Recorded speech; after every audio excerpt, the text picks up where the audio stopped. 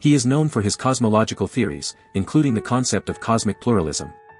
He is recognized for proposing that the universe is infinite and has no center. He is Giordano Bruno, an Italian philosopher and poet. In the vast expanse of the 16th century, a visionary philosopher emerged from the heart of Italy. His name was Giordano Bruno, a man of many talents and even greater ideas.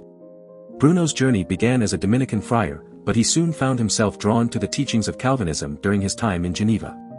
It was here that he began to challenge the established beliefs of the Catholic Church. Bruno's cosmological theories were groundbreaking for his time.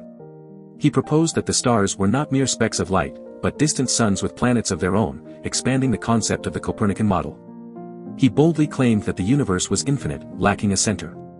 These ideas of cosmic pluralism and an infinite universe brought him both admiration and condemnation. The Roman Inquisition, fearing his radical teachings, accused Bruno of heresy. They charged him with denying core Catholic doctrines, such as eternal damnation, the Trinity, and the divinity of Christ. Bruno's belief in the transmigration of the soul further incensed the Church. In 1600, he stood before the Inquisition, defiant and unyielding. Found guilty, Bruno met a tragic fate. He was burned alive at the stake in Rome's Campo de' Fiori. Despite his untimely demise, Giordano Bruno's ideas would leave an indelible mark on history. His cosmological views were groundbreaking, inspiring generations of thinkers. Some historians argue that his death was a response not only to his religious beliefs but also to his revolutionary cosmological ideas. Bruno's case would become a symbol of free thought and the struggle for scientific progress. As the embers of his pyre faded, Bruno's legacy continued to resonate. He delved into the art of memory, exploring mnemonic techniques and principles. Influenced by Empedocles, Neoplatonism, and Renaissance Hermeticism, Bruno's writings revealed his deep understanding of mathematics and his unique application of geometric concepts to language. Giordano Bruno, a martyr for science and a champion of free thought, would forever be remembered as a philosopher ahead of his time. His life may have ended in flames, but his ideas would ignite the minds of future generations, challenging the boundaries of knowledge and shaping the course of intellectual history. Born Filippo Bruno in Nola in 1548, Giordano Bruno's early years were marked by a thirst for knowledge and a rebellious spirit. Sent to Naples for his education, he immersed himself in studies at the Augustinian monastery and attended lectures at the Studium Generale. It was during this time that he developed a reputation for his exceptional memory skills and even traveled to Rome to showcase his mnemonic system to Pope Pius V and Cardinal Rebaba. In fact, Bruno claimed that the Pope accepted his dedication of a lost work to him, further fueling his ambitions. Despite his brilliance, Bruno's unorthodox thinking and penchant for forbidden books brought him trouble within the monastic system. He faced 2 proceedings for discarding images of the saints and recommending controversial texts to a novice. These actions, while seemingly minor, hinted at a deeper inclination toward free thinking that would later define his philosophy.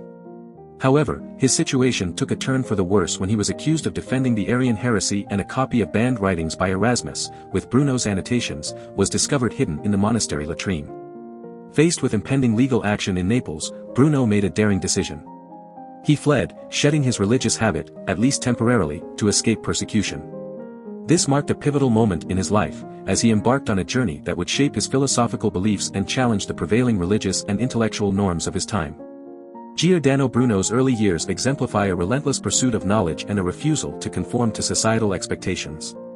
His rebellious spirit and intellectual curiosity set him on a path that would ultimately lead to his groundbreaking philosophical ideas. His story serves as a reminder that embracing our own unique perspectives and questioning the status quo can lead to profound discoveries and a deeper understanding of the world around us. Giordano Bruno, a renowned philosopher and mathematician, embarked on a journey of intellectual exploration and personal growth during his early years of wandering from 1576 to 1583. His quest for knowledge led him from the Genoese port of Noli to various cities such as Savona, Turin, and Venice, where he published his work on the signs of the times. In Venice, he encountered Dominican friars who convinced him to don his religious habit once again, but his movements became obscure after leaving Padua and venturing across the Alps. In 1579, Bruno arrived in Geneva, sparking speculation about his religious affiliations. Some evidence suggests that he joined a Calvinist church, although he clarified to inquisitors during his Venetian trial that his intention was not to adopt the religion of the city. Instead, he sought liberty and security. Enjoying a period of relative tranquility, Bruno entered his name in the rector's book of the University of Geneva, signaling his involvement in academic pursuits. However, his outspoken nature could not be suppressed for long. He published a critique of Antoine de La Fay's work, resulting in his arrest alongside the printer, Jean Berguillon. Despite being denied the right to take sacrament, which was later restored, Bruno left Geneva.